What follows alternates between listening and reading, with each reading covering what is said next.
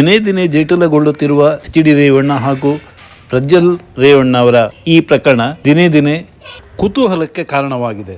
ಇಂಥ ಹೀನ ಸಂಸ್ಕೃತಿ ಮೊಘಲ್ ಸಂಸ್ಕೃತಿಯಿಂದ ಶುರುವಾದಂಥದ್ದು. ಸ್ವಾಭಾವಿಕವಾಗಿ ಬ್ರಿಟಿಷರು ಇದೇ ಕಲ್ಚರ್ನವರು.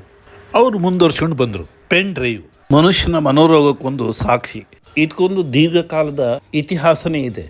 ಮೊಘಲರಿಗೂ ಕೂಡ ತಾವು ಮಾಡಿದಂಥ ಕೃತ್ಯಗಳನ್ನು ಅದನ್ನು ದಾಖಲಿಸೋದು, ಮೆರೆಯೋದು ಅದೊಂದು ಅವರಿಗೆ ದರ್ಪವಾಗಿತ್ತು, ಹೆಮ್ಮೆಯೂ ಆಗಿತ್ತು. ಯಾವುದೇ ಆಡಳಿತಾರೂಢ ವ್ಯಕ್ತಿಗಳು ಬೇಕಾದಷ್ಟು ಜನ ಬೇಕಾದ ರೀತಿಯಲ್ಲಿ ಅವ್ಯಾಹತವಾಗಿ ಇಂಥ ಕೃತ್ಯವನ್ನು ಎಸಗುತ್ತಲೇ ಬಂದಿದ್ದಾರೆ, ಎಸಗುತ್ತಲೂ ಇದ್ದಾರೆ.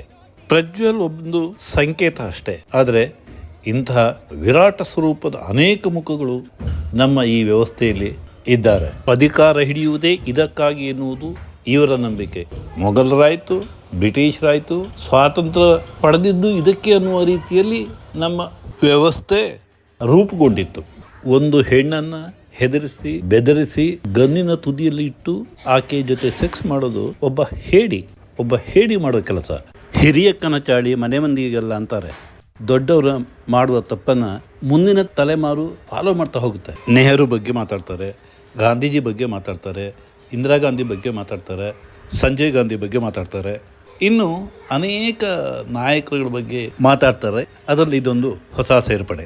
ನನ್ನ ಬ್ರಹ್ಮಚಾರ್ಯವನ್ನು ಚೆಕ್ ಮಾಡ್ಕೊಳ್ಳೋಕ್ಕೆ ಇನ್ನೊಂದು ಹೆಣ್ಣಿನ ಭಾವನೆಗಳೊಟ್ಟಿಗೆ ಪರೀಕ್ಷೆ ನಡೆಸುವುದು ಹೀನ ಕೃತ್ಯವೇ. ಇವೆಲ್ಲ ವಿಕೃತ ಮನೋಭಾವವೇ ಸರಿ.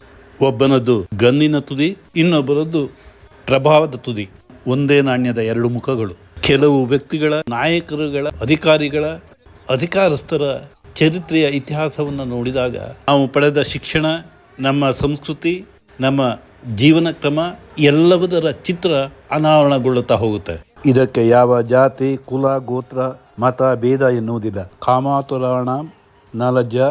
ಸಾಮಾನ್ಯವಾಗಿ ಇಂತಹ ಕಾಮಾಸಕ್ತರು ಕ್ರೂರವಾಗಿಯೂ ಮೃಗೀಯ ವರ್ತನೆಯಲ್ಲಿಯೂ ಹೆಚ್ಚು ತೊಡಗಿರ್ತಾರೆ. ಇಂಥವರೇ ಸೆಕ್ಸ್ ಸ್ಕ್ಯಾಂಡಲ್ ಮಾಡೋದು.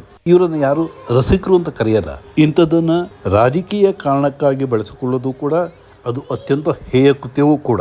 ಆದರೆ ಹೆಣ್ಣಿನ ಶಾಪ ಅನ್ನೋದು ಕೊನೆಗೆ ಎಂಥವ್ರನ್ನು ಬಿಡೋದಿಲ್ಲ. ಈ ಶಾಪ ಪಾಪದಿಂದ ತಪ್ಪಿಸಿಕೊಳ್ಳೋಕ್ಕೆ ಯಾರಿಂದನೂ ಸಾಧ್ಯವೂ ಇಲ್ಲ. ಕೈಯಲ್ಲಿ ತಿಂದರೂ ಅದೇ, ಕಡ್ಡಿಲಿ ತಿಂದರೂ ಅದೇ. ಸಿದ್ದರಾಮಯ್ಯ ಸಾಹೇಬರು, ಪರಮೇಶ್ವರ ಸಾಹೇಬರು ಈ ಬಗ್ಗೆ ಏನು ಹೇಳ್ತಾರೆ ಕೇಳೋಣ. ಗೌಡ್ರು ಕುಮಾರಸ್ವಾಮಿನೂ ನಿನ್ನೆ ಅವ್ರ ಮನೆಗೆ ಲಾಯರ್ಗಳ ರೀತಿ ಯಾಕೆ ಚರ್ಚೆ ಮಾಡಿದ್ದಾರೆ?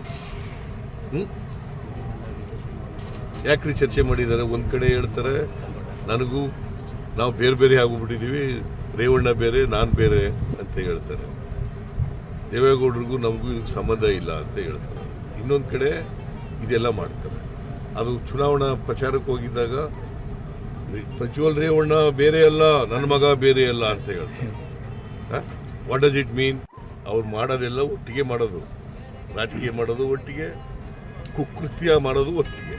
ಪೊಲೀಸ್ನವ್ರಿಗೆ ಇಲ್ಲ, ನಾವು ಅವರಿಗೆ ಧೈರ್ಯ ಕೊಡ್ತಾ ಇದ್ದೀವಿ. ಯಾರಾದರೂ ಧೈರ್ಯವಾಗಿ ಬಂದು ನೀವು ಹೇಳಿಕೆಗಳನ್ನ ಕೊಡ್ಬೋದು, ನಾವು ನಿಮಗೆ ರಕ್ಷಣೆ ಕೊಡ್ತೀವಿ, ಎಲ್ಲ ರೀತಿ ರಕ್ಷಣೆಯನ್ನು ಕೊಡ್ತೇವೆ ಅಂತೇಳಿ ಅವ್ರಿಗೆಲ್ಲ ಹೇಳ್ತಾ ಇದ್ದೀವಿ. ನೋಡಿ, ಸಾವಿರಾರು ವಿಡಿಯೋಗಳಿದೆ ಅಂತ ಹೇಳ್ತಿದ್ದಾರೆ. ಅದನ್ನು ನೋಡಿ ಅದರ ಐಡೆಂಟಿಫೈ ಮಾಡೋದೇ ಒಂದು ಎಕ್ಸರ್ಸೈಸ್ ಆಗುತ್ತೆ. ಟೆಕ್ನಿಕಲ್ ಮ್ಯಾಟ್ರಸಲ್ಲಿ ನಾನಾಗಲಿ ನೀವಾಗಲಿ ಎಕ್ಸ್ಪರ್ಟ್ಸ್ ಆಗಲ್ಲ. ಕಂಪ್ಲೇಂಟ್ ಏನು ಬಂದಿರುತ್ತೆ ಆ ಕಂಪ್ಲೇಂಟಿನ ಆಧಾರದ ಮೇಲೆ ಸೆಕ್ಷನ್ಗಳಾಗ್ತಾರೆ. ಸರ್, ಮುಂದಿನ ದಿನಗಳಲ್ಲಿ ಇನ್ನೂ ಒಂದಷ್ಟು ಸಂತ್ರಸ್ತರು ಬರ್ತಾರೆ ಅನ್ನೋದು ಅನ್ಸುತ್ತೆ ಸರ್. ಬರ್ತಾರೆ ಅಂತ ಅನಿಸುತ್ತೆ. ಬರ್ತಾರೆ ಅಂತ ಹೇಳಿಕೆಗಳು ಕೊಡ್ತಾರೆ, ಮುಂದೆ ಬಂದು ನಮಗೆ ಅವರು ಪ್ರೆಸೆಂಟ್ ಆಗ್ತಾರೆ, ಸ್ಟೇಟ್ಮೆಂಟ್ಗಳು ಕೊಡ್ತಾರೆ ಅಂತ ಹೇಳಿ ನಾವು ಅಂದ್ಕೊಂಡಿದ್ದೇವೆ. ಯಾಕೆಂದರೆ ಬರ್ತಾ ಇದು ಕೇಸ್ ಕಾಂಪ್ಲಿಕೇಟು ಆಗುತ್ತೆ ಮತ್ತು ಭಾಳ ಒಂದು ರೀತಿಯಲ್ಲಿ ಹೆಚ್ಚು ಜನರನ್ನ ಇದರಲ್ಲಿ ಇನ್ವಾಲ್ವ್ ಆಗ್ತಾರೆ. ಹೆಣ್ಣು ಗಂಡಿನ ಸಂಬಂಧ ಬಿಸಿ ತುಪ್ಪದ ಹಾಗೆ, ನುಂಗಲೂ ಆಗದು, ಉಗಿಯಲೂ ಆಗದು.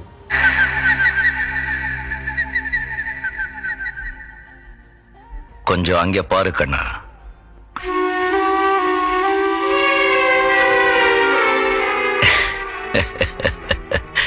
பாஷா, மாணிக் பாஷா.